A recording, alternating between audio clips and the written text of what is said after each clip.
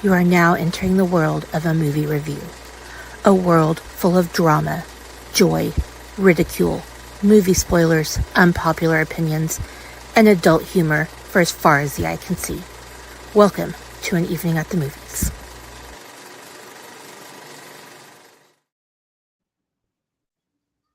Hi, everybody. Welcome back to your favorite movie review based podcast. This is An Evening at the Movies, the podcast where we eat the stale popcorn, we drink the watered down sodas, and discuss all of our favorite movies and why we love them. And even if they're fucked up career path change, we'll get into this week's episode or this week's subject when we get there. But before we get to all of that, say hi to everybody's favorite co-hostess on that side of my screen. What's up, everyone? Because I'm in a different room and I don't want the damn changing around. So, Gotcha. Yeah, No, that side you're of the still screen. You lay down. Excuse me? Podcast star, not you. Like, Mister, I think I'm a podcast star. Well, he is. He's a co-star. I'm the star, so he can be a co-star. Sorry. Turn the light. Ooh. Woo! That's bright. Are you trying to make sure that we see your rosy red cheeks? Yeah, they're rosy and shiny. Yes. And I wasn't even in the pool today. What? Are you feeling okay? Yeah, well, it was supposed to rain and it's Shark Week and I've been in a bad physical Enough said. So, but I would have gone if I had felt better and because it didn't rain at all. Fucking weather guys are like the only people in the world that can be wrong at their job like 60% of the time and still have a job. Right. But yeah. Good times. So, for those of you who do not know, this is the year of the theme. We've had a whole bunch of different stuff that we've discussed this year on An Evening at the Movies, and we are getting ready to start our sixth theme of the year. Yep. Griffey, calm your tits. Get up here and lay down, please. Thank you. Now that I'm done being interrupted. So we've talked about some Razzie Awards. We've talked about slept on 80s movies. We've talked about powerful female performances. We've talked about buddy cops. We've talked cop movies / buddy cops. We've talked about kung fu, but and gun fu and gun fu because everybody was gun fu fighting. So I have made an executive decision on the title for this month, and I did not run it by my co-host. But who told you make executive decisions? Victor Wembanyama. We'll leave that discussion alone, though. So, whether the co-hostess wants to accept it or not, I'm going to refer to this month as Judge, Jury, and Executioner Month. Basically, because we're talking about courtroom movies all month long. Alrighty. And, well, I felt like it is kind of sort of fitting for this movie that we're getting into this week. So, what? Guess whose daddy is in the freaking watch party? I mean, I'm going to assume it's mine.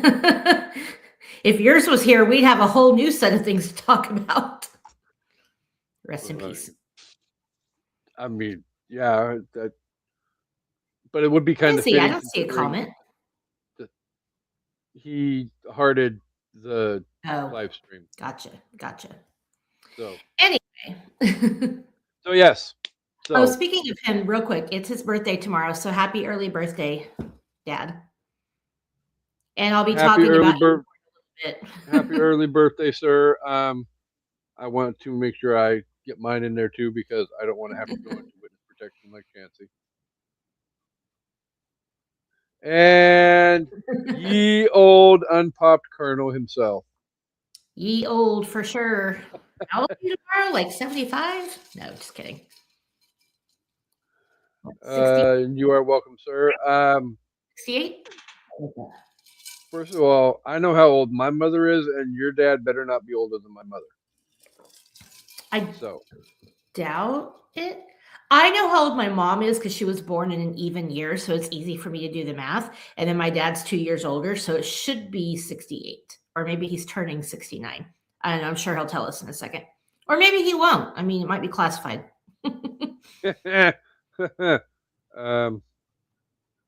Maths are hard.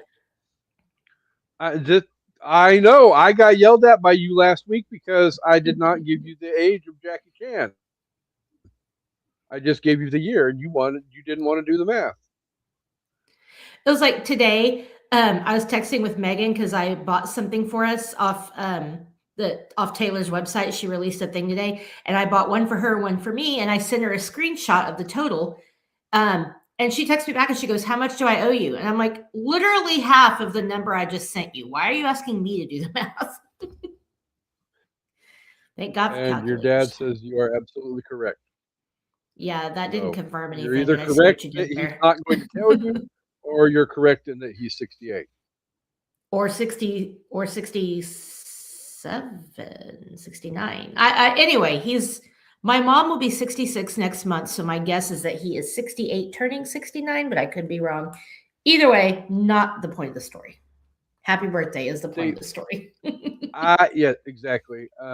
Luckily for me, I don't have to worry about doing the math when it comes to my parental age differential because I was born when my mom was 20.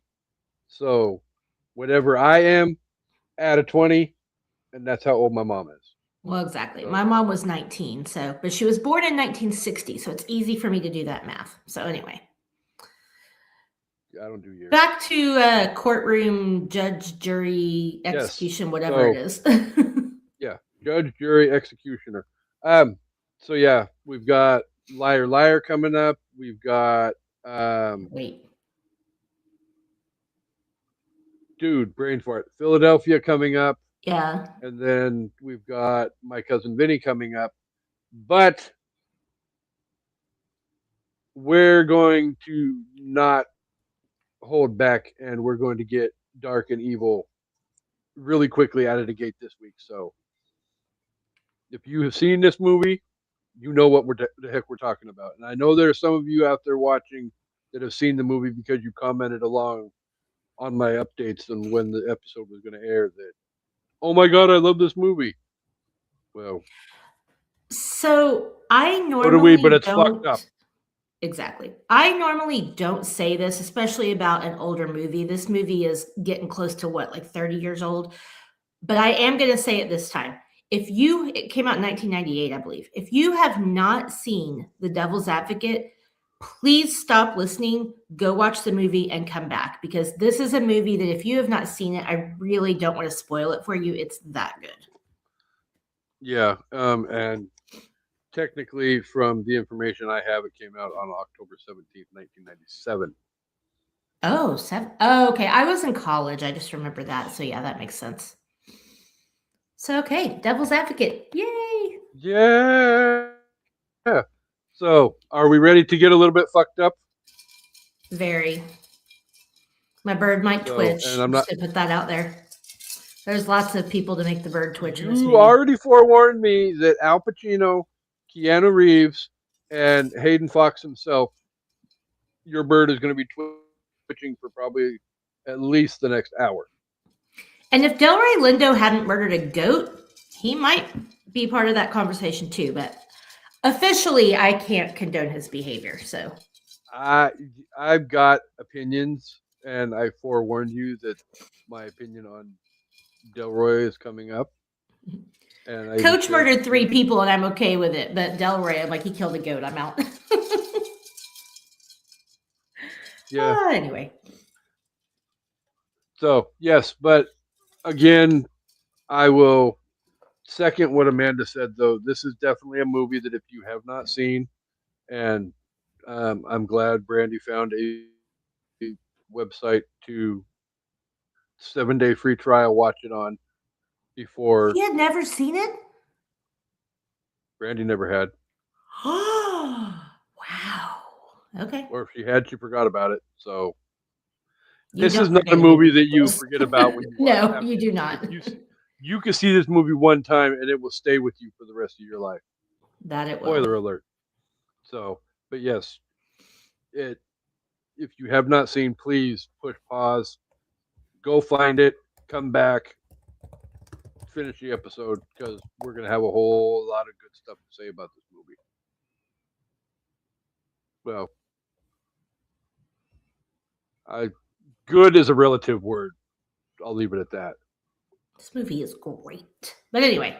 Oh, all right. So, like I already said, Devil's Advocate released on October 17th, 1997. It was directed by Taylor Not Swift Hackford. Was released by Warner Brothers Pictures. It had a budget of $57 million. I'm guessing a good 20 of that went to Pacino. Probably not 20, but I bet in the teens. You gotta remember, in 1997, people weren't getting paid $20+ million to do movies, usually. Yeah, but this is Al Pacino we're talking about, too. No, I know. But yeah, the cast, I mean, we're going to talk about it. Fucking stacked all-star cast and a lot of big names in this movie. So I'm sure people got paid pretty well. They may not have had names in 1997 when this movie came out. But a lot of them did. But if they did not have a name in 1997, they have gone on to have a name now. For sure. Whether it's, Delroy or this is still very early in Charlize's career. Keanu, Pacino, Jeffrey Jones, all pretty big. I mean, Jeffrey Jones wasn't like a huge star, but he had done a shit ton of movies by this time. So Ferris Bueller and Beetlejuice, need I say more? Stay tuned. Well, yeah. Never sleep on Stay Tuned. He may have been a piece of shit human, but he made some good movies. So exactly. So yeah, May had a box office of 57, and it made almost $100 million profit. So $153 million. I saw this in the theater. I did not. Before we get to the Rotten Tomato game, this is a movie that, for those of you who know me, know that I attempted college a couple of times before I finally got degrees. After one of my attempts, that's okay. I was tired of. I said that's okay. You do you. Yeah. But after one of my attempts, I went into the Job Corps program to get a trade that way because I did not feel like traditional education was the right route for me. And it's not for a lot of people. No, it's not, and I'm not judging. But yeah, at Job Corps on, I believe, HBO or Showtime, one of the two channels, was the first time I saw this. And it was... I didn't see it from the beginning. I picked up watching it with the revelation of Charlize waking up in the middle of the night and finding a mysterious baby in her apartment. I mean, where do you get there? But what the shit? Yeah, we're gonna get there. But yeah, that's just like very traumatic way to start a damn movie. Yeah, this is not a movie you can pick up on in the middle of it. You miss way too much context. But okay, considering at that point it's like steamrolling from there to all right, we're going home in this movie, and we got all this shit that has to be covered, and bam, bam, bam, bam, bam, bam. But Yeah. yeah, I definitely within a couple of days after went back and picked it up and watched from the beginning. So, all right. Like I said, for those of you who um, have not seen the movie before, um, I'm trying to find and see if I have the name of the site that Brandy found it on, the 7-day free trial.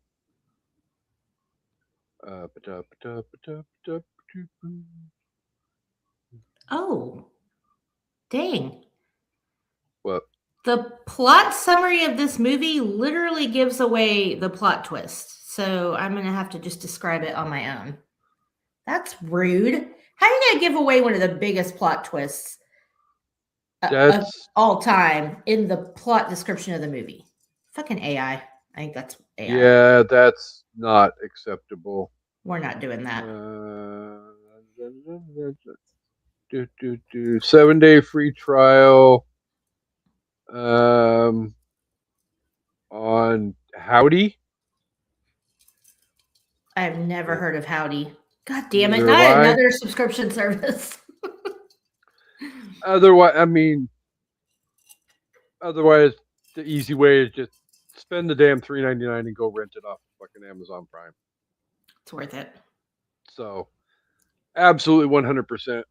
I mean, it's 2.5 hours out of your life that you're gonna have to sit and watch and pay attention because so many details, so many details. Yeah. But Okay. Rotten Tomatoes. I gotta flip back over really quick because we're gonna have a discussion about this fucking Rotten Tomato bullshit. Oh no! Don't tell me. Damn it. I have two scores. Okay. One of which you're going to be pissed off about, and one of which you won't be. I'm guessing it's the critics' score. Losers. You would guess correctly. Okay. Based on 66 reviews, the Tomato Meter gave this movie a 62.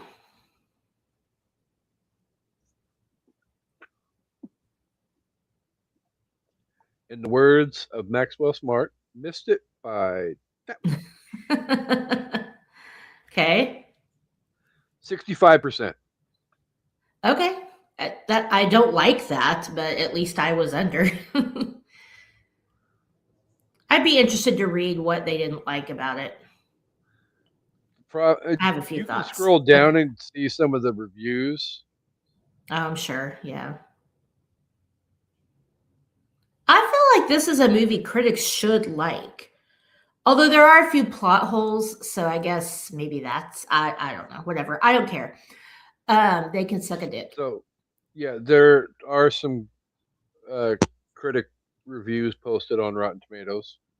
All right, maybe I'll check them out later. I'm not going to go down that rabbit hole because we'll be here all night long doing that and discussing it. Yeah. But all right, so the fuck, I got to go back now. All right, on 100,000 plus reviews, the audience correctly gave this movie a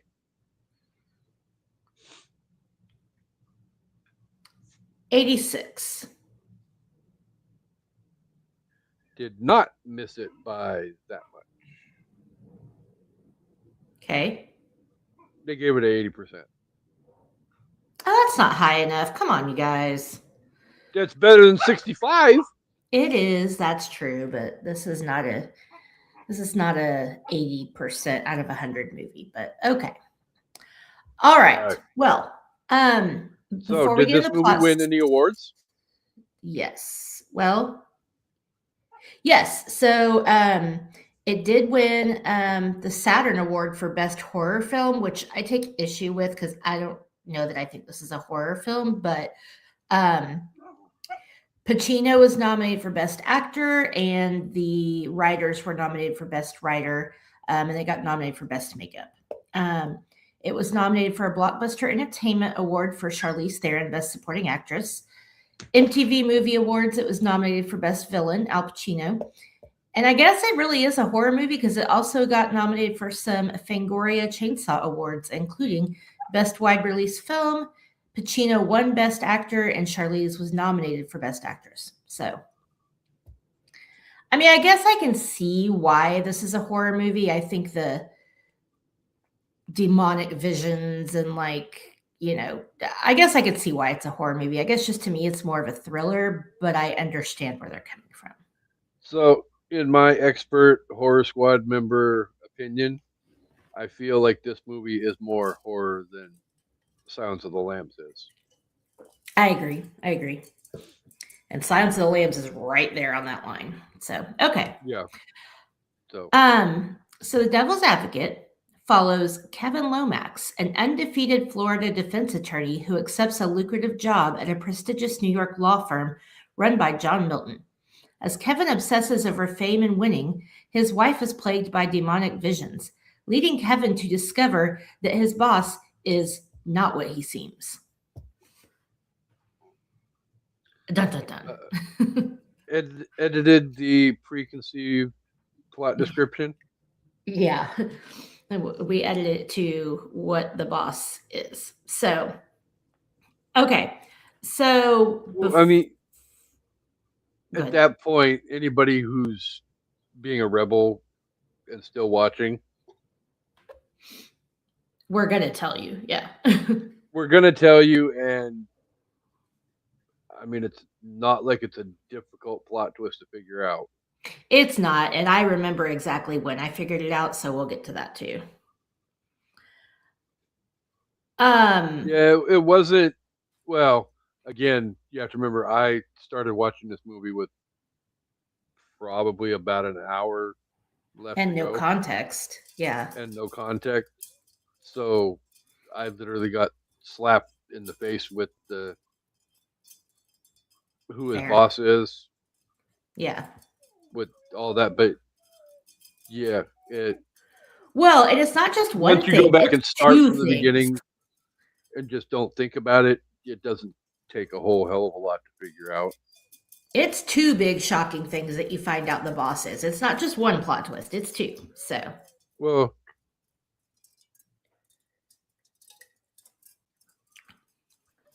all right. So, all right, let's get the easy stuff out of the way, and then we'll get into the whole in-depth, like deep undercover stuff. So, I want to say this right now, and it's spoiler alert for my top 5.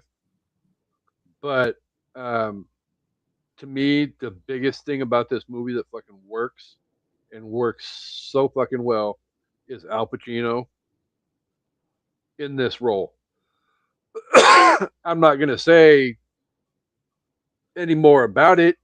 You know what I'm thinking, and you're picking up what I'm putting down. Correct? Yeah, I think so. So it's so fitting in the way he pulls it off and portrays the character. Well, before we get into all that, I need to tell my little story, my little anecdote. So I mentioned it a little bit last week, and I think I've told Casey about this a little bit, but this movie literally changed my life trajectory. And if you're listening to this, you're going, how did that happen?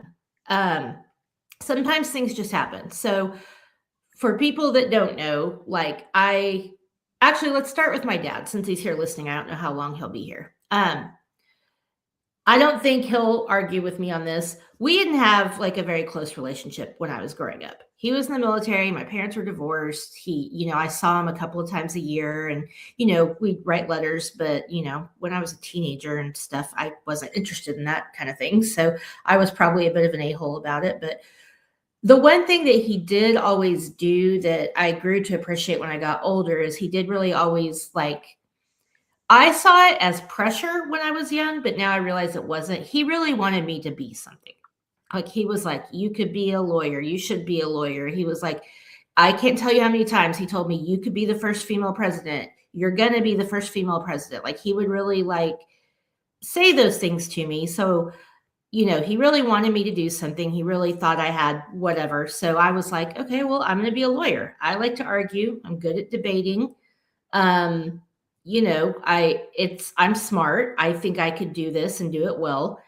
And I pictured myself as like this, savior of, keeping people out of prison. And I don't know why I just always thought I'd be a defense attorney. So I went to college and my major was criminal justice. After I saw this movie, I was like, there's no fucking way I could be a lawyer. Now, if I was going to be a lawyer, I wanted to be in a courtroom. I didn't want to be like a tax attorney or a, corporate attorney. Like if I was going to be a lawyer, I want to be in front of a judge, in front of a jury, making a case. And after I saw this movie, I was like, nope, I don't have the soul for this job. And I walked out of that theater and I changed my major next semester. That is how much this movie impacted me. So the only problem with that was I had no career trajectory after that, so I kind of fell apart. But sorry, Dad, I'm a disappointment. No, he doesn't think that, but that's all I ever wanted to be. And then I just realized I can't. And I know it's a movie, like before people come for me, I know it's a movie, but the reality of trial law is that you are putting away people who are guilty and innocent, and you are defending people who are guilty and innocent, and you don't get a choice in the matter. It's your job. And once I realized that, I don't know how Kevin slept at night. So this movie changed my entire career trajectory. Thanks a lot, guys.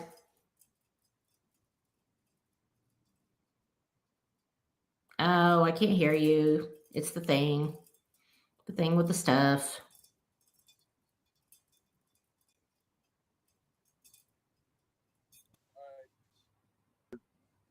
really not going too far in the movie with this, but yay, Brandy's watching now. Hopefully she finished the damn movie. Otherwise she's gonna have it spoiled here in a second. Yeah, if you haven't finished it, you need to leave. I don't want to ruin this for you.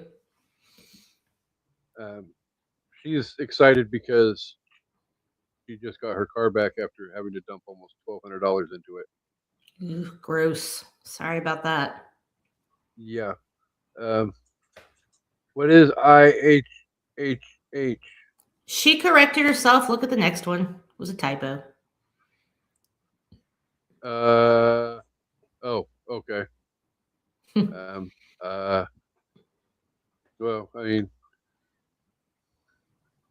and that's okay. Spoiler away.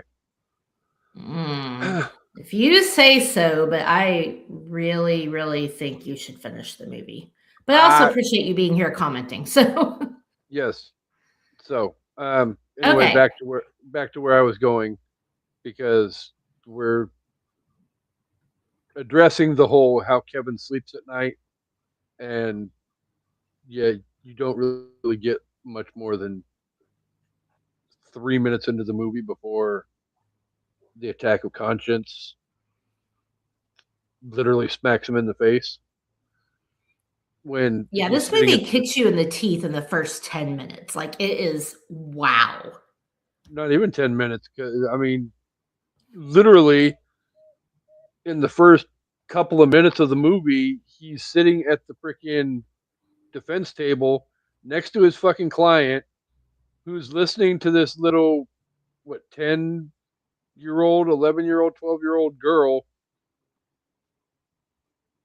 Wait a minute, I think they said I want to say eighth grader. Yeah, so probably 11 or 12. So somewhere in that late childhood into the teenage years.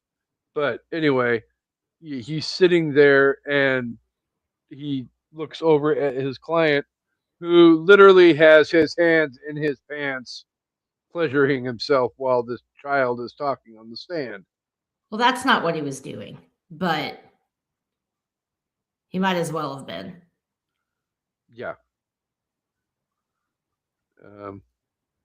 Yes, it did. I messaged Casey. Yeah. I mean, yeah, this movie like punches you in the gut immediately, and I didn't expect it to go that hard, but you immediately get this sense of. I mean, clearly he struggles with it, but he doesn't struggle with it fucking hard enough to do the right thing. You know, like, Well, and not only that, he terrorizes this poor child. Like, I get he's doing his job, but how do you see what you saw right there and still get up there and make her feel like she's the abuser? Like, I felt so gross in like the first like 5 to 10 minutes of this movie. I was like, bleh. Again, I have stuff I want to say about exactly what you're saying, but it also revolves around stuff that I don't want to talk about until we get to the ending. Well, we don't know any of that yet, so it's okay. It's okay to talk about what we're talking about right now and not know what we know later. But you know, you see him have his little crisis of conscience, but again, and we figure out, you know, what his problem is. I mean, I think we can go ahead and throw the vanity thing in there. Vanity and pride, I think, are his exact problem. And yes, Brandy is right. He was rubbing on the table like he was imagining rubbing on that little girl, and it was disgusting. And even Kevin says, here's an idea. Why don't we put you on the stand? You can jerk off for the judge. No, the jury. Like, yeah. Either way, it's still. Yeah. So he started out willing to stand up for what was right, but you definitely, in theory, for lack of a better term, in theory, yeah, because he's ended up selling his soul down the river. Yeah.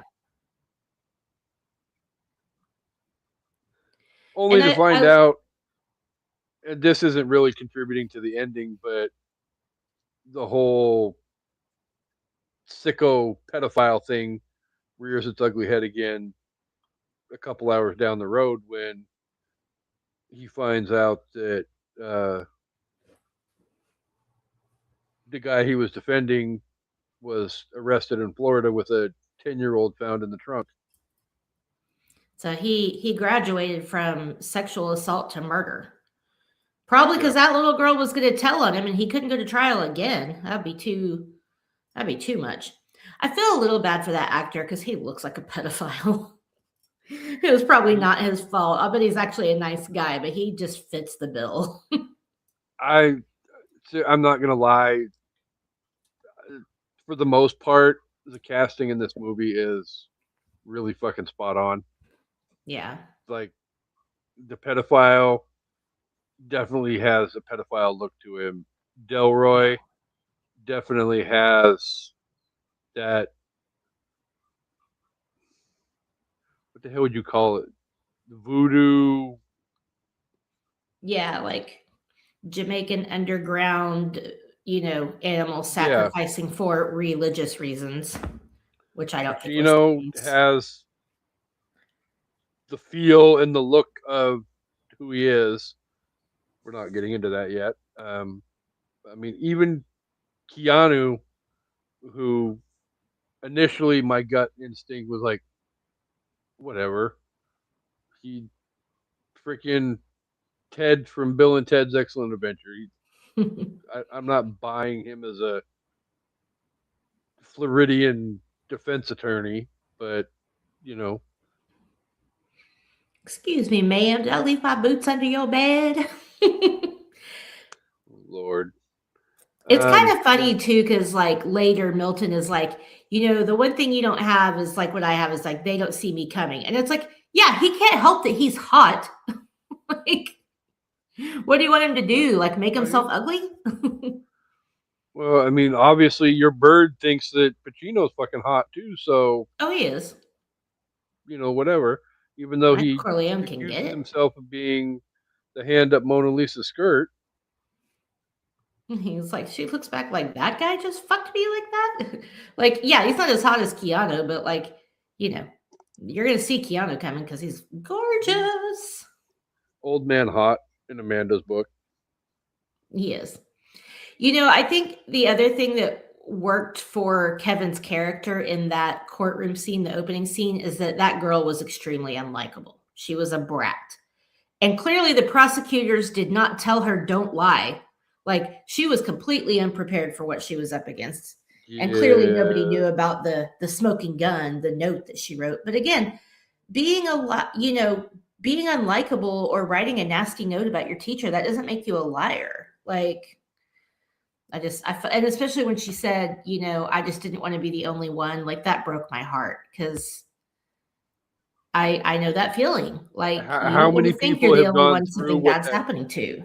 Yeah. child has gone through and, you know, not done or said something because, they didn't feel like they'd be believed or they didn't want to feel like they were the only one or, Yeah. whatever the case may be. And spoiler alert, has written notes about the other teachers that he's had like that before. So, Yeah. So, Kevin gets the guy off, not literally, thank God. And then, this big law firm approaches him. I do love when they're at the bar and the reporter's like, how does it feel to squeeze a man like Geddes through the door of reasonable doubt? Because it's like they all know the guy's guilty, and yet it's just like, the wife's like, we're not going to talk about the case, but how do you sit there and get drunk and just go about your day like you didn't just put a child molester back on the streets and in a classroom? You put him back in a classroom. yeah. Like, and then literally get up and go to work the next day and welcome the next fucking criminal into your right. office because didn't they say at the beginning of the movie that he had won like 64 straight 64. convictions? Yeah. Or That's wild. yeah, had 64 straight victories or whatever. So I think the first thing that kind of made me go about the law firm, I mean, I think we kind of get the idea of the big Milton Chadwick and whatever Waters or whatever it is. Like, I think we know they're going to be a shady law firm, right? Like, we've seen enough movies like The Firm and whatever, but to me it was interesting, and like nowadays you could not do this in a job interview, but I was very intrigued about why is Milton asking him about his mom? Why is he asking him about, like, he's really interested in the fact that Kevin isn't religious, but his mom is. Like, he's really trying to get in, like, why would that ever be a part of a job interview? And Kevin's just like, no, I'm on parole, early release for time served. Can you take Brady's comment down? Cut. Oh, yeah. Zip it. It feels like it's one of those moments where once you go back and watch the movie through a couple of times, you really start to pick up on the fact that they try and lead you to the plot twist a lot earlier in the movie than you think they're going to. Right. Like, but you wouldn't think that the first time watching it, but it was like a bit of a red flag. Well, yeah, no, the first time through it'd be like, what the hell? But yeah, it's one of those that, I mean, I've seen the movie numerous times, and it was probably only 5 or 6 viewings ago when I finally start, oh, and picking up on some of the little details along the way. Dude's trying to figure out what he's dealing with here.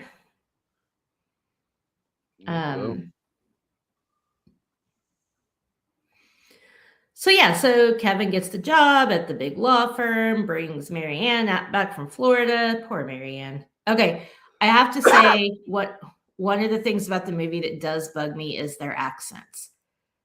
Keanu's not so much, but Charlize doing that Southern accent, I don't know, it bugs. But It wasn't the it's not, it wine. wasn't the wine. It wasn't enough to take away from how amazing she was in the role. Like she, as she becomes more and more alone and becomes a little more crazy, which we find out later she's not really crazy. It's happening to her for a reason, but she really does a good job of portraying the emotion. I was gonna say, take the accent out of the equation, and it's definitely a performance that very well could foreshadow the fact that just a few years down the road she's going to win an Academy Award for playing one of the most psychotic women in history. You know what? The more time I spend in this world, the more I think Eileen Wuornos was vilified unfairly. But anyway, that's a topic for another day. I mean, I would have no problem bringing that movie to the schedule and discussing that, because We should. it's definitely an interesting, and I feel like we could probably get a few interesting guests to join us for that movie that Yeah. have a penchant for true crime. Yeah. Not just Shanna, but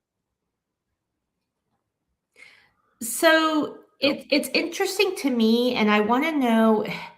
It's hard to fully discuss this without discussing the big plot twist because, okay, as soon as they get to New York, Kevin's bogged down with work. He's never home, but he also becomes very selfish very fast. Like they go to the party at Eddie's place and she's like, promise not to leave me alone in there. Well, girl, that's not how it works. Yeah. But regardless, he does leave her alone, doesn't tell her where he's going, goes upstairs, comes back to the apartment at like 3 a.m. something.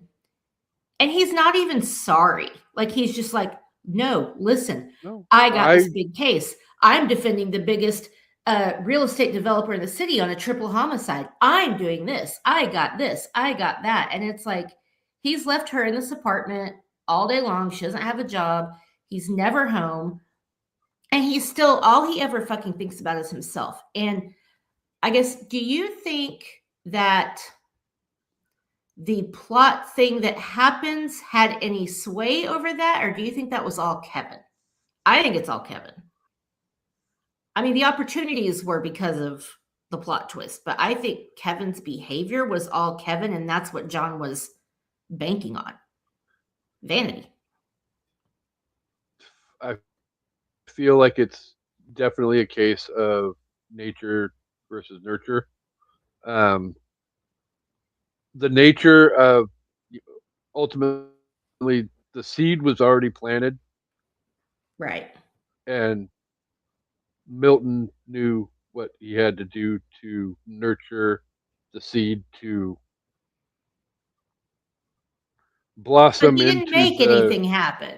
He just planted the seeds and nurtured certain situations and presented opportunities. But at the end of the day, Kevin made his own choices, and that's what makes this even so much more, heartbreaking. Like he loved his wife, and then immediately, when John says at the end, Marianne, you were looking to better deal her the second you got to New York. He's not wrong.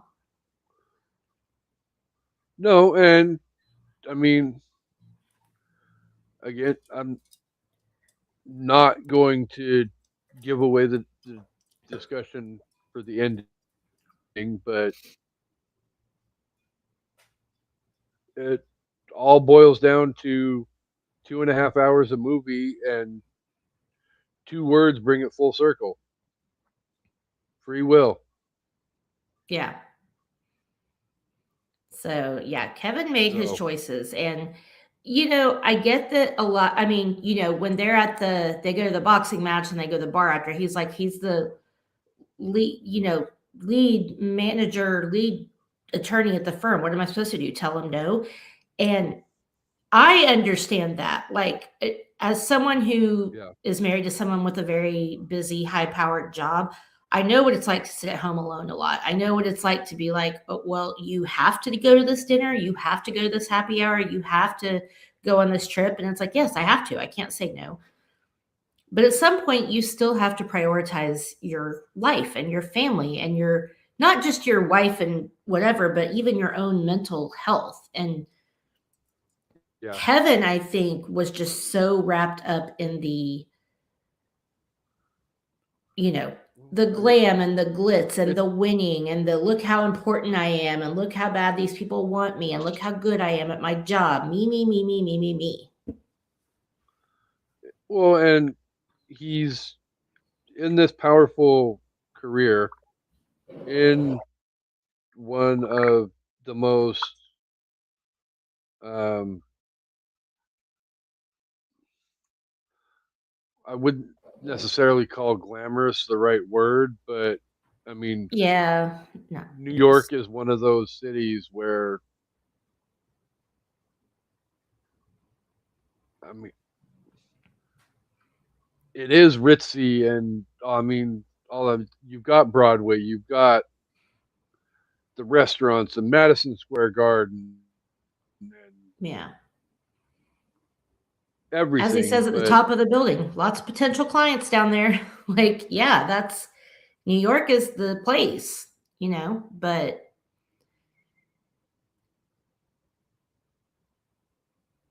you went muted again.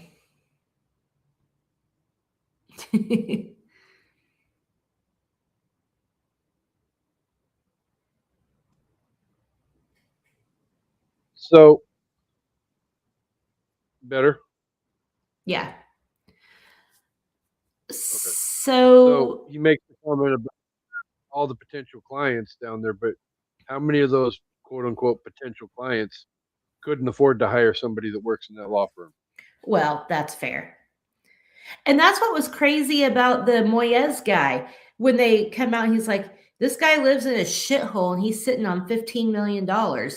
And Kevin's like, what? And he's like, what do you think he's paying us in goat's blood? Like, so yeah, for the most part, you're dealing with, high powered people with lots to lose, people with lots of money, enter Alexander Cullen, this top city real estate developer accused of murdering his wife, his stepson, and a maid.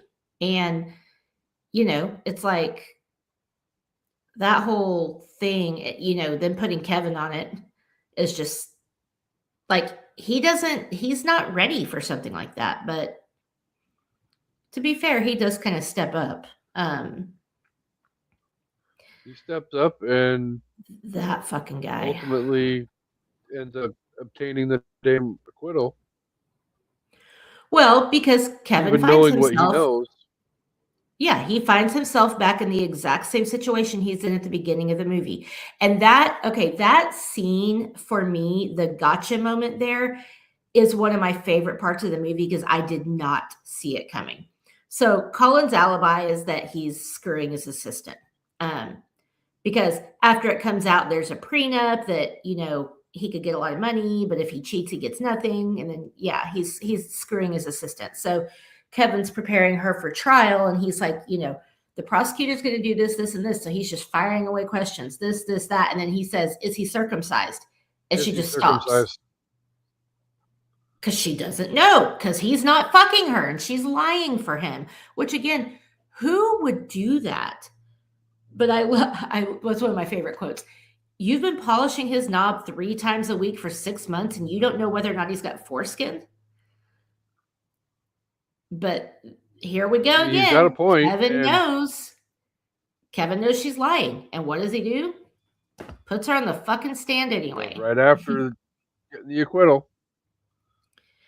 And the crazy thing is Milton tried to give him an out, because what we're not talking about is while all of this is happening, Marianne is slowly, as far as we know, losing her mind. We find out later that that's not what's happening. But girl is going cuckoo for Cocoa Puffs. And then she finds out she can't have kids, which is just a whole other, but he's not even paying attention. And Milton, for all the evil that he is, He wants to make sure Kevin is all in because he tries to give him an out, and Kevin says no. Well, I mean, yeah, specific ovarian failure or whatever the hell they called it, Non-specific. Yeah. coupled with non-specific, whatever. Yeah, then coupled with everything else that happens, not being able to have kids, and Yeah. And she's seeing yeah, demons. the She's hearing non-specific noises. ovarian, Yeah. yeah, the non-specific ovarian, whatever. That's where I picked Failure, up yeah. the movie from.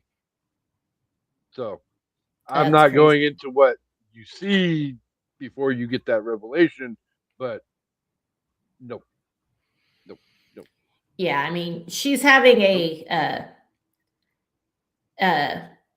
induced by something, Jesus meeting. quote unquote, nightmare. But yeah, like girl's going crazy. And Kevin just doesn't give a fuck. And even his mom, his super religious mom, comes to visit.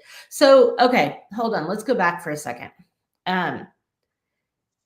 The first time that I got an inkling of what might be happening is the scene on the train where the guys go to attack Milton and Milton starts speaking Spanish to the guy and is like, hey, your wife right now is in bed on your floral bedspread with your friend and he's going to do this. Like, how does he know that? He's gonna stick it in her ass and she's gonna love Yeah. it. And blah blah blah blah blah. Yeah.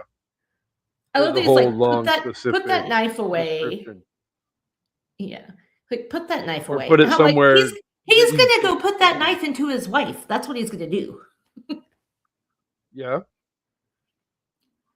But that's kind of where And I then got the ultimately, first, probably at the like, end of the day, they'll probably take the case and he'll end up getting off. yeah. And then the next time is when Kevin's mom comes to visit. So we kind of skipped over it, but Kevin's mom is super duper uber religious.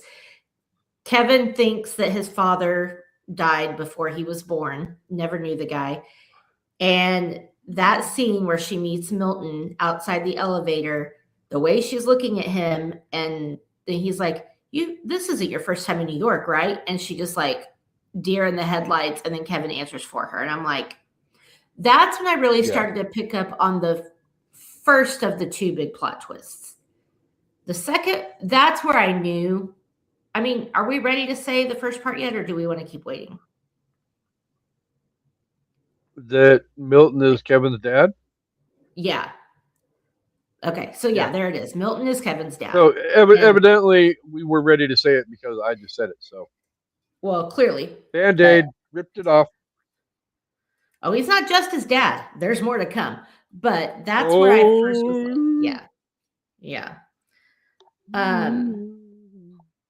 I think where the second part where I really got the other thing that we find out about Milton is the scene where Eddie gets killed, the whole God's special creature speech, like that whole monologue. Yeah.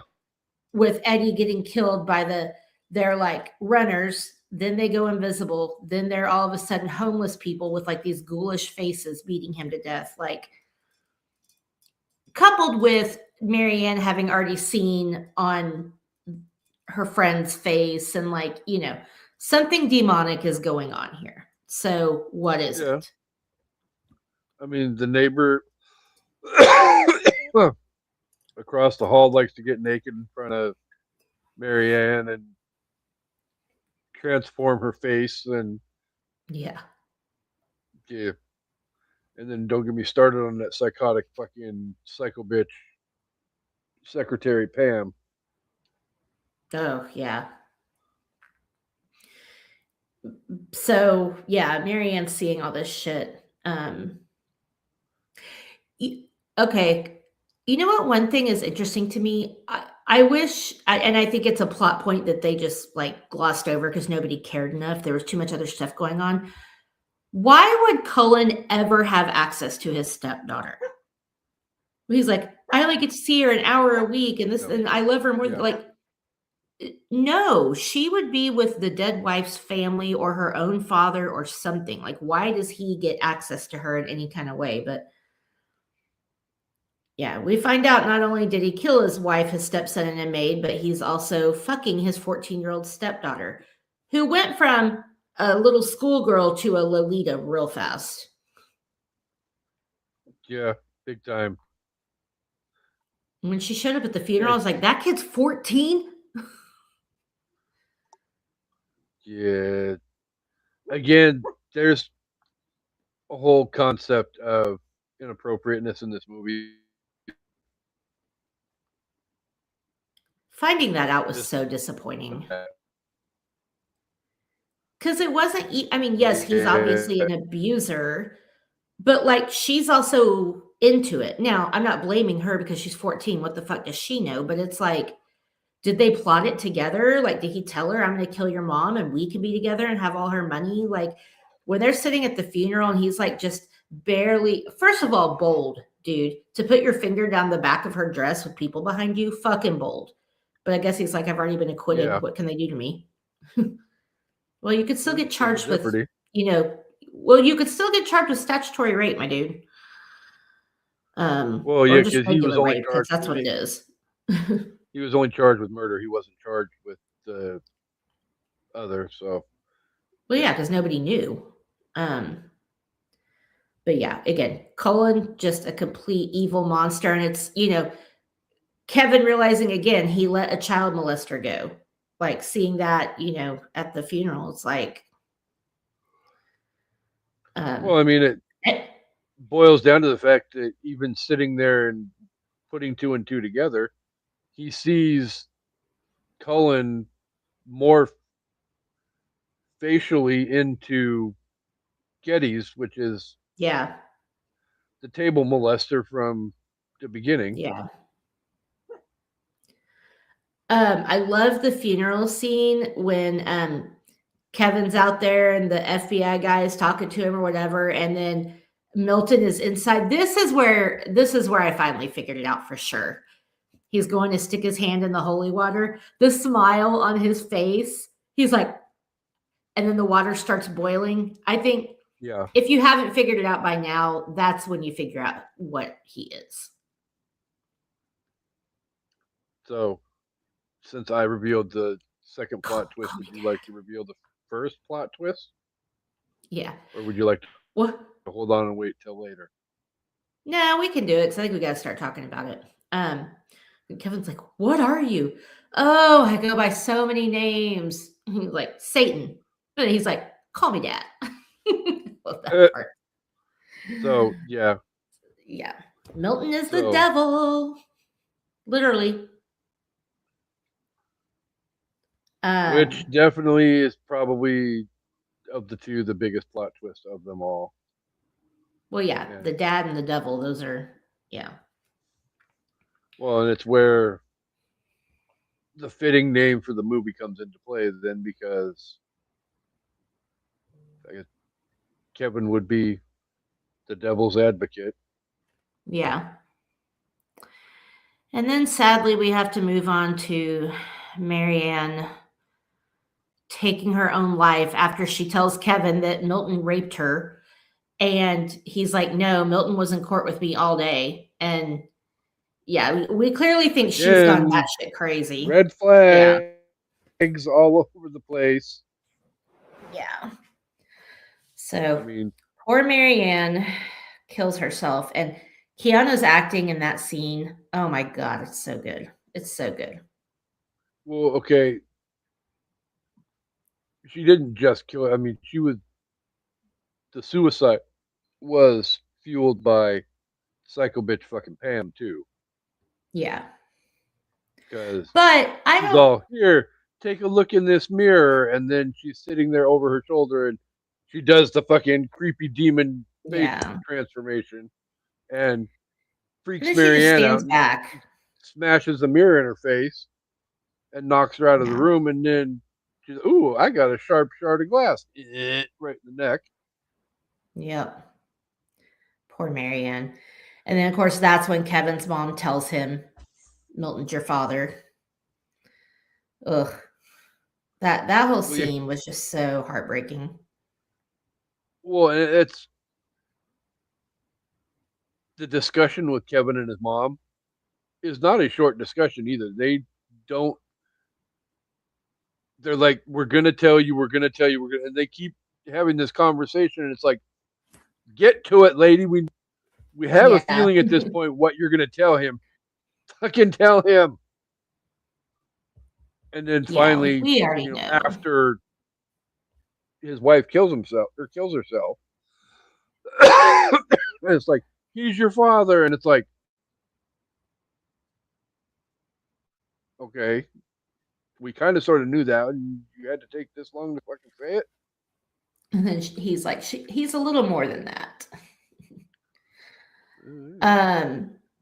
Beelzebub. Yeah, then we got this big giant confrontation scene where, Kevin goes in there to kill Milton. And, it's crazy because, we find out he's Satan, but he's not entirely wrong when he's like, you're blaming me for Marianne. All she wanted was love. And he's not wrong. Like, yes, Kevin was tempted by all of this stuff and influenced, but Milton makes it very clear because he's like, you made them do that. He's like, I can't make people do anything. Is where my statement from earlier comes back full circle. The two words that sum up this movie in a nutshell: free will. Right. Yeah, he's like, I don't do that. I don't make people do anything. Like, obviously, at this point, I think we kind of realize he's been influencing Marianne's thoughts and whatever. And of course, he probably did go. He even says, like, what does he say? I have it written down because it was so funny. On a scale of 1 to 10, 10 being the most depraved act of sexual theater known to man, and 1 being your average Friday night run through at the Lomax house, not to be immodest, but Marianne and I got it on at about a 7. Yeah, well, you were a little bit more subdued than Pacino when Pacino revealed it. Oh, yeah. I'm a 7. Yeah, it's just... And then you find out the red-haired chick is his sister, and he's like, basically wants them to fuck and give him a grandchild, the Antichrist, which is wild. Which gets to the ultimate display of free will. Yeah. Where the whole conception starts and fuels, and Kevin realizes, I do have free will. He stops and pulls the gun out of the waist of his pants and points it at the side of his head and blows his fucking brains all over the fucking apartment. And Daddy gets mad. I do like the other thing that he says that he's not wrong about. He's like, God likes to watch. He's a prankster. He gives men instincts. He gives you this extraordinary gift, and then what does he do? I swear, for his own amusement, he sets the rules in opposition. Yeah. His own private cosmic gag reel. And what's he doing? I would like to believe his fucking head off. That's not how things go, but at the same time, it's like, yeah. I mean, there's some weird, sick, twisted aspect to theology and all of that. So, I'm not trying to be the person to tell listeners to believe whatever. I mean, believe what you believe, and yay, more power to you. But yeah. But he's not wrong. Look, but don't touch. Touch, but don't taste. Taste, don't swallow. Like, he's not exactly wrong. No, and at the end of the day, it's all open to interpretation and you believing what you want to believe. So, yeah. Okay, so the end. So Kevin blows his brains out, foils Daddy's plan. And then he's back in the bathroom at the courthouse in the Geddes trial. And he kind of like, wakes up. goes back in, sees Marianne, hugs and kisses her, and then recuses himself from the case. And if you know, that would probably get you disbarred. You can't just not defend your client. Like once you're that far into a trial, like you can get into a lot of trouble. And then, he's like, I'm doing the right thing. I think I'm doing the right thing. They're going to leave. Good old reporter guy who we find out was Milton, just disguised, comes back and is like, hey, Kevin, I need an exclusive. And Kevin's like, no. And then he's like, you're not going to get fired. Not when I'm done with you and blah, blah, blah. And he's fueling the fire to get what he wants. Yeah. So he's like, okay, call me tomorrow. And then you see the reporter transform back into Milton. Morph into Milton. Yeah. Vanity, and the last still my thing you favorite hear sin. come out of, Vanity, definitely my favorite sin. Because he says that to Kevin earlier. He's like, it's not that you didn't love Marianne. You just loved yourself a little bit more. And he's like, vanity is definitely my favorite sin. And again, not wrong. Self-love, the one of the most all-powerful natural opiates. So, this brings me to my 3-part question I have for you. Because I think this ending leaves a lot open for interpretation. And I'll tell you what I think. And what you think. Okay. So after Kevin kills himself, they show him with angel wings. According to the Bible, if you take your own life, you're going to hell. But since he has wings, so these are the theories. Do you think that because he foiled Satan's plan, even though he did take his own life, do you think God sent him back to give him another chance to do the right thing and change his, trajectory? Or do you think Satan just rewound time, went back to the same time, and is coming at it from a different angle to still get what he wants? And if Satan can rewind time, why did he have, quote, so many children, so many disappointments? Because wouldn't he have just rewound time to get what he wanted until, I don't know. So what do you think? Do you think God sent him back, or do you think Milton just rewound time to start again? So I actually had not thought of it from either of those two perspectives before. I just chalked it up to the adults from our parents' generation probably will understand this metaphor better than most people, but the Bobby Ewing cliffhanger from Dallas back in the early to mid 80s, that the whole thing was a fucking dream. I did not think that at all. And the reason I didn't think that is because the reporter morphed into Milton. Yeah. Because otherwise, it could have just been chalked up to being a dream. Yeah, which thinking that it doesn't make a whole lot, because it's like, okay, so ultimately Kevin puts an end to Milton, but then Milton comes back from the dead. What is he, Freddy Krueger? He didn't put an end to Milton. He put an end to himself. The devil doesn't die. Yeah, he got all fiery and blew everything up, but he didn't die. I mean, you can't kill the devil, just like you can't kill God. I mean, if we're talking, theologically speaking, and what this movie is about, Satan's always going to be there. God's always going to be there. So I guess I could see where you're coming from, but I never thought of it that he killed himself. He removed himself from that equation, but Milton will go on to try it again. So I guess it's like, did he try it again with Kevin? Was he able to go back and try it again with Kevin? Or that's what George thinks. George said Satan just rewound time and came at it from a different angle. I don't think that. I think God gave him another chance because he did the right thing. Yeah. But I don't know.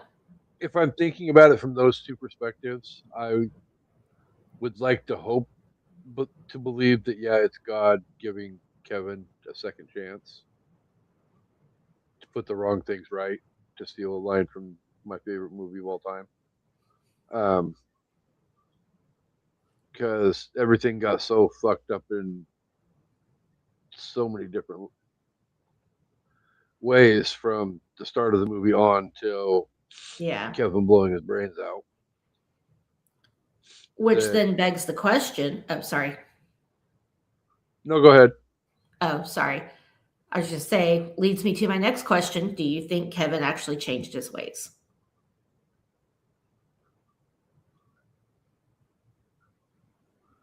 Changed his life?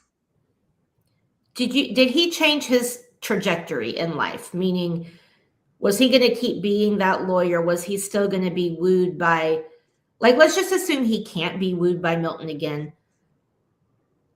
Or maybe he can't. Again, I guess it depends on which idea you subscribe to, because if Milton rewound time, he wouldn't remember any of that, and then he could just follow the same path or similar path again. But if God gave him a second chance, then he should remember all of that and remember what would happen had he gone down the wrong path. So I guess it really just depends on which thing you believe.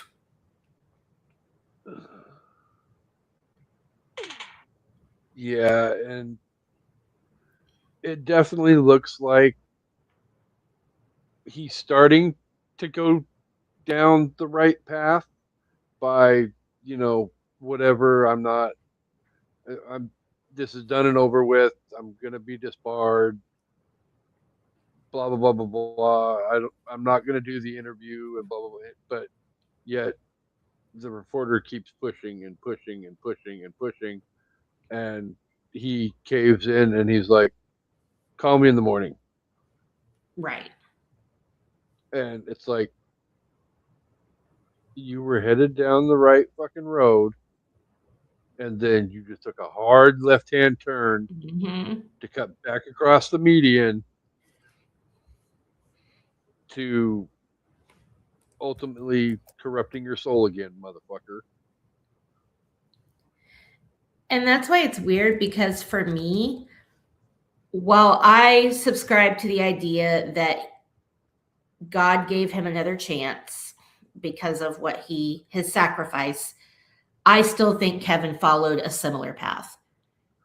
Because at the end of the day, again, was he influenced by his father? Sure.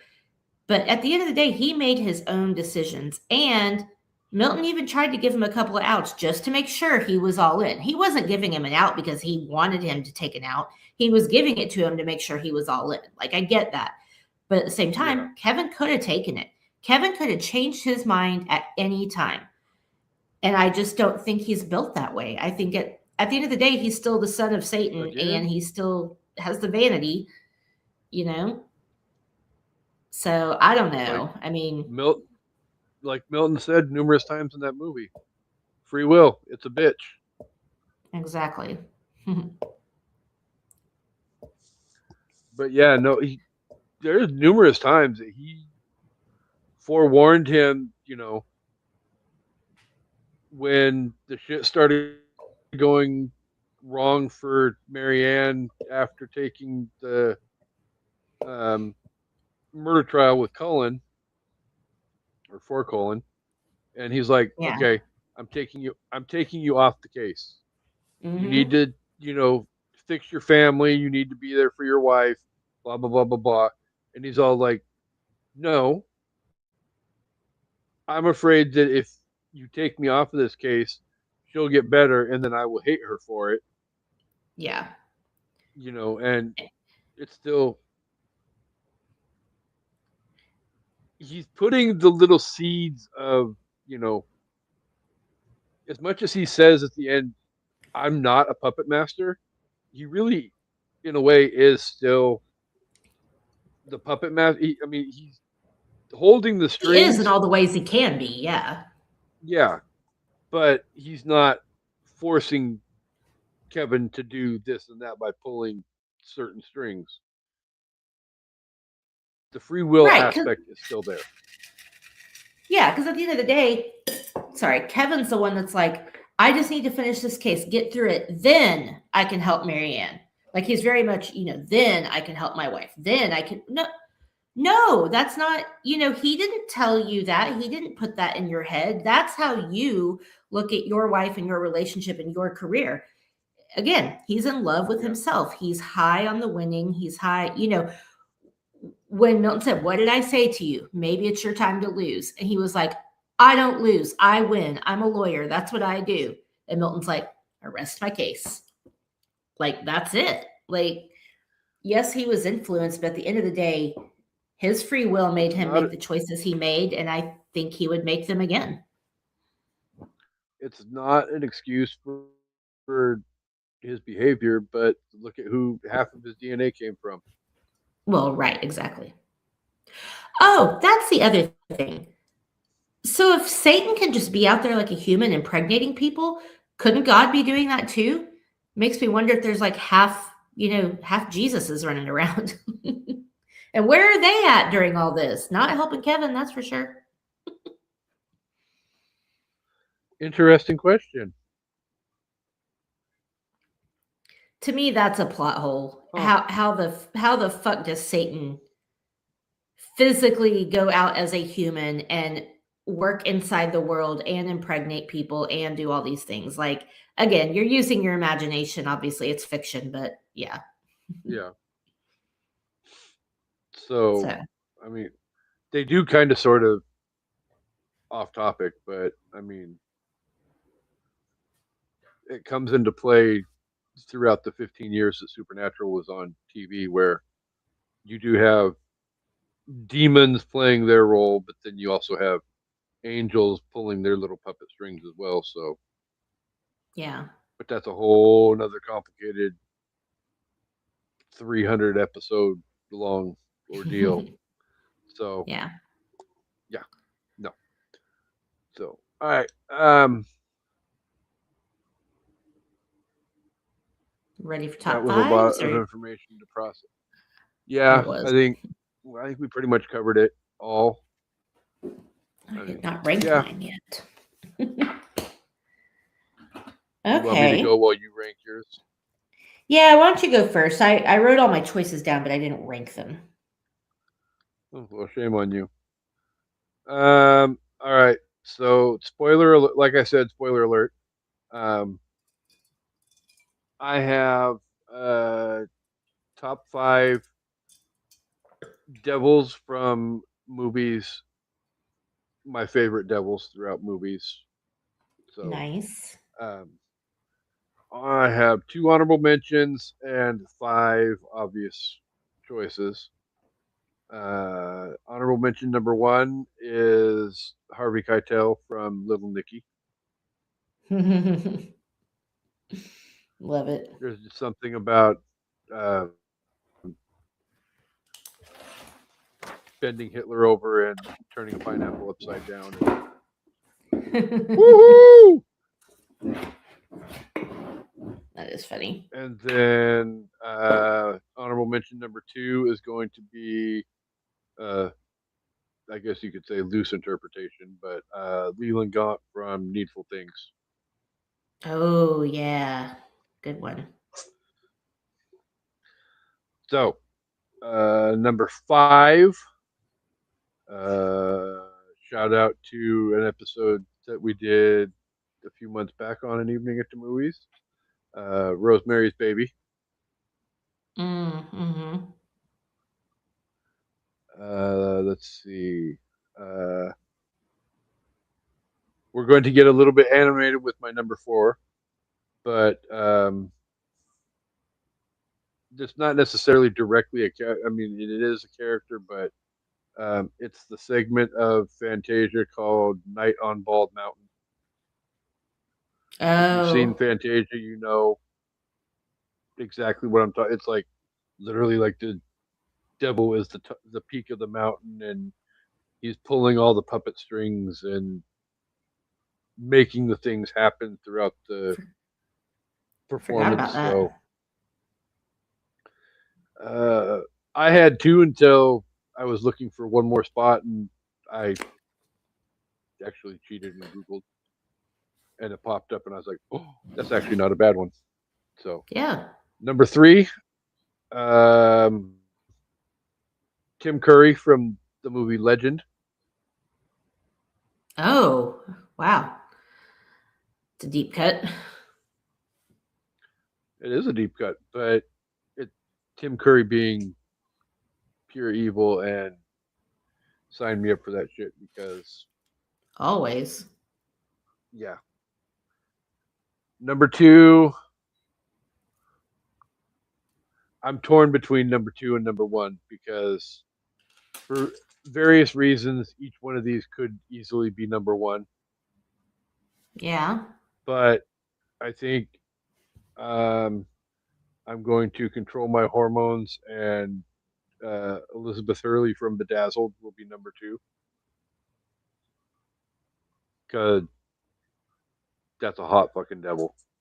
I'm not gonna lie. Yeah. George loves that movie.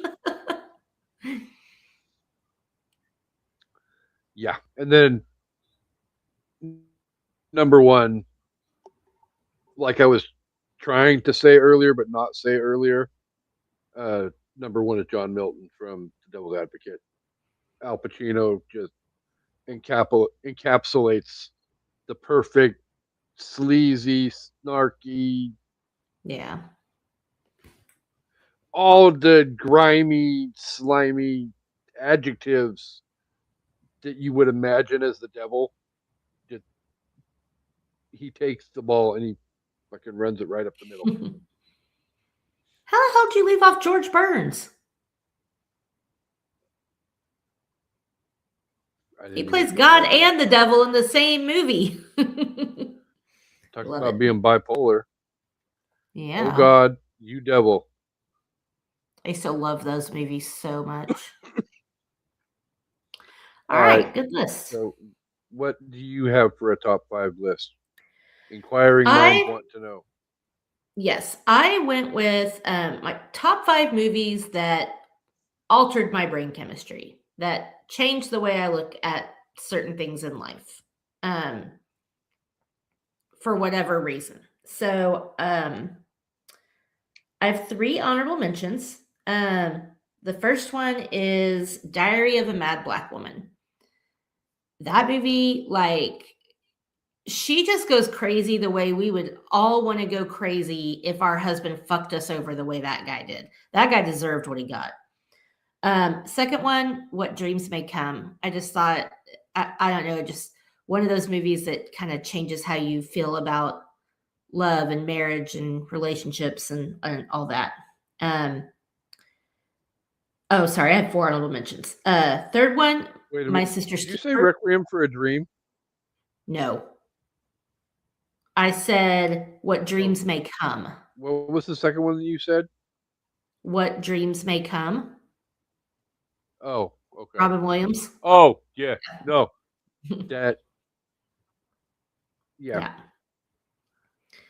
My Sister's Keeper. That one really, really messed with me, like, on a morality level of, like, what lengths would you go to for your children and when is it too much?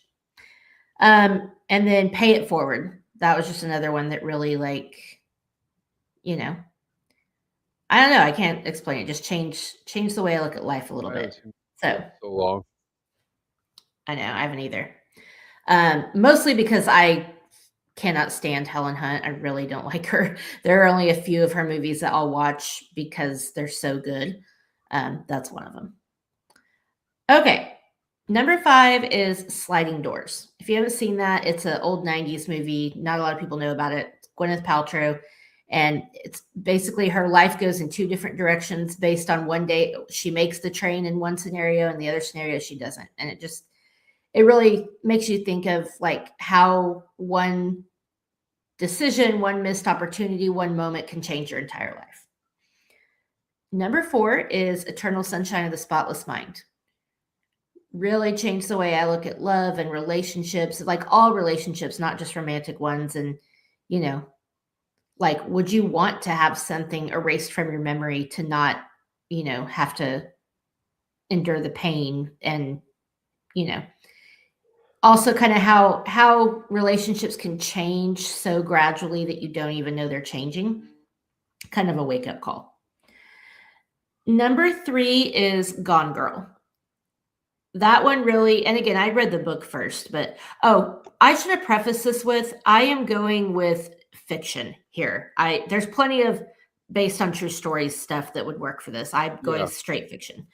Gone Girl really makes you think about how the media spins shit, about how the truth can be one thing and based on games of telephone and what the media tells you and whatever, it can be something completely different. And that's I'm not gonna something that lie. we all I need to think still about. that book is still on my to read list, but that movie fucked me up. Yeah, yeah. And yeah, like obviously the twist and stuff and all that, but it was more so the way Nick looks so fucking guilty for reasons that aren't even really his fault. Like for stuff that Yeah. his wife did and just for the way that he speaks and talks and whatever. Like it just makes you think about what we consume and how we interpret it and not really listening to facts. Along those same lines, number 2 is The Truman Show. That movie fucked me up.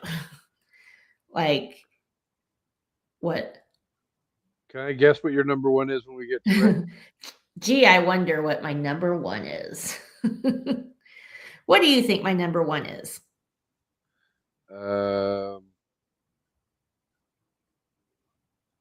Hmm. Is vanity your favorite? Definitely your favorite sin? It definitely is. Yeah, this movie messed with me in so many ways. Not just kind of like again, I realize it's a work of fiction, but making me realize I probably didn't have the heart for the career I was trying to choose, but just it just makes you think about so many different things. Like there's a lot to digest with this movie, not just the law part. So there you go. Oh yeah. So yeah, that probably is my favorite aspect of the movie is it makes you think about so I mean obviously there's the main plot stuff to Right. think about, but it makes you analytically think about things from 1,000 different ways or 1,000 different things to look at in this movie and think about because that's how well put together this movie is. Well, and ultimately I the mean, the heart of the story and the real like question mark is how depraved is your own morality? What are you willing to sacrifice yeah, for money and success and whatever? I mean, Marianne even says it, we we took all that money, we defended all those people, we knew they were guilty. Like, how much of mhm, that can you do before you and yes, it's your job, but at what cost, When they're joking, it's like if you're never going to see your husband, you might as well have a relationship with his money.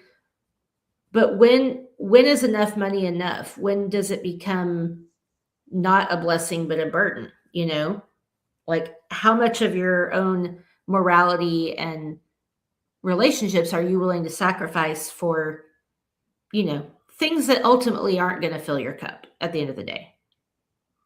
So, definitely makes you think. all right. So if you were to give the movie a rating out of 5, what would you give it? Yeah, I mean again, makes you think, emotionally charged, emotionally moving, really makes you question just so much. And it's just entertaining. The performances are good, the dialogue is good. It's just a really, really great movie. I'm giving it a 5 out of 5 voodoo cursed tongues. We didn't talk about that scene, but that scene was great. Uh, um, just yeah, it's very much good versus evil and what is your soul worth and just yeah. all the questions I think we ask ourselves but don't really ask ourselves enough. So yeah, So I love this before movie. I get to mine, I do want to bring up the fact that um, Delroy Lindo is literally in this movie for what, like 4 minutes, maybe at Yeah, the like most, hardly at all. and definitely captures everything that Philippe Moyes is supposed to be: dark, creepy, brooding, psychotic, voodoo, witch doctor, whatever the case may be. And your dad says so much to love in this movie. Yeah, There really very much. is. Um, like I honestly feel like I won't throw out the whole he stole the movie, but definitely he gets a whole heap of respect from me considering everything that he put together and everything he portrayed in literally just a matter of just a couple of minutes time.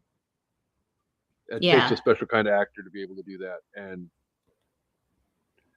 he's had the longevity of his career that has gone on to be what it's become, and yeah, even to the point of getting finally nominated this last year for Sinners. yeah. So, I mean, he doesn't but yeah, steal the like movie everything anyway, Amanda, but yeah, I agree with what you're saying. no, Just but because he's like not in it Amanda long said, enough. though, this movie is well adapted.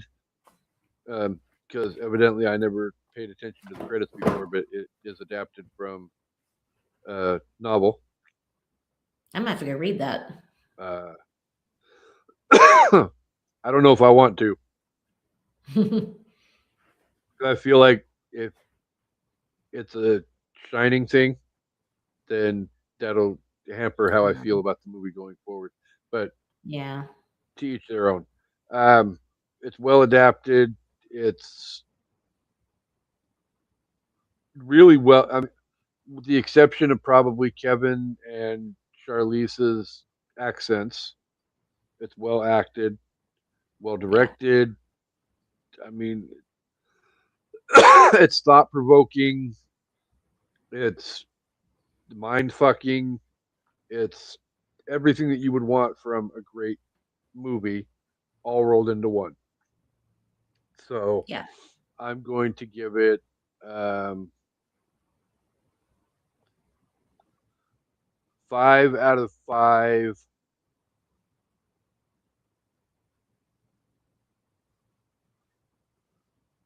Reporter morphing into the devil.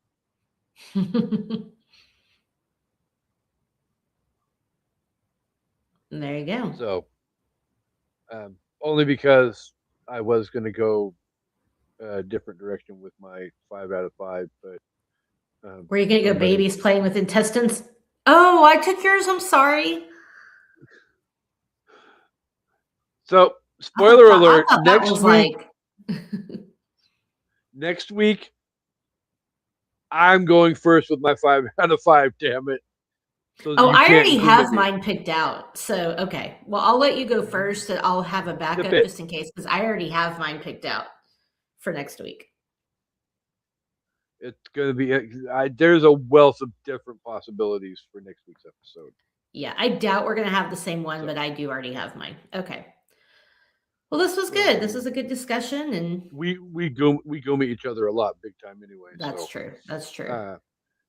so this was a lot of fun. This was a great episode. And again, 5.5 years later, this is finally coming to an evening at the movies. Sorry, people. We love the movie, and I'm glad it finally got its chance to be here. But we can't end the episode as always without thanking the listeners for being here and the viewers for being here each and every week. You guys are incredible, amazing, awesome. All of you are my favorite sin, not vanity, but our viewers are my favorite sin.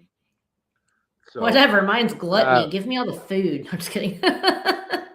Clearly, gluttony is my favorite I'm trying sin. not to think about food because Yeah, I'm it's starving. dinner time and I'm getting hungry. But Yeah, let's go eat. exactly. So, like I said earlier, though, coming up in the next couple weeks on an evening at the movies, we have Liar Liar. We'll be back on Tuesday next week for that one, Tuesday live. Yeah. And then the episode will release on Friday because Amanda and I are going to be guesting next week on Masturbators. So when that releases, we will make sure to let you know when that episode, because we're blind ranking horror movies, and It's gonna be fun. that could definitely get incredibly interesting. So, and then And you Philadelphia haven't is done the one of week these after. yet. You're gonna like it. No, I haven't. Well, unfortunately, yeah, work schedules and all of that. I haven't been Yeah. available as much to record others as well, but I'm definitely excited to be back on Masturbators, especially since this week Facebook deemed me as one of their top fans.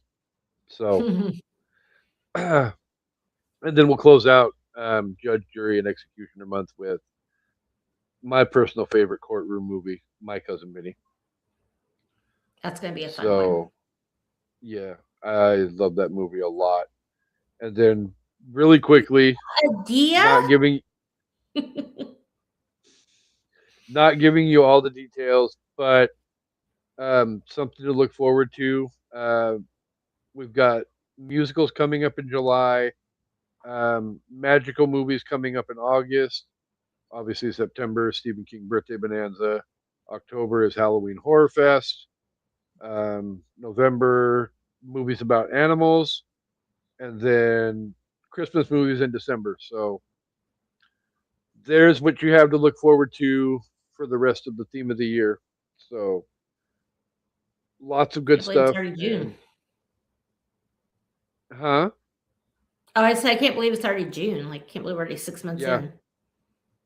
in. It's gone by so fast. And honestly, people, just a little bit of a teaser. Our schedule for the rest of the year is pretty much filled out. We just have a couple of different things to fill in, and I'll know pretty much every movie that we're doing for the rest of the year. So, haha, but I'm not going to tell you until later because both your favorite host and hostess, need to go eat dinner. So, Yes, I'm starving. with that said, thank you guys for being here. Co-hostess, feel free to take us home whenever you are ready. All right, everyone. Thanks for watching and listening and sticking with us for almost an hour and 40 minutes on this great movie. We hope you enjoyed it. We hope you all come back for an evening at the movies. Goodbye.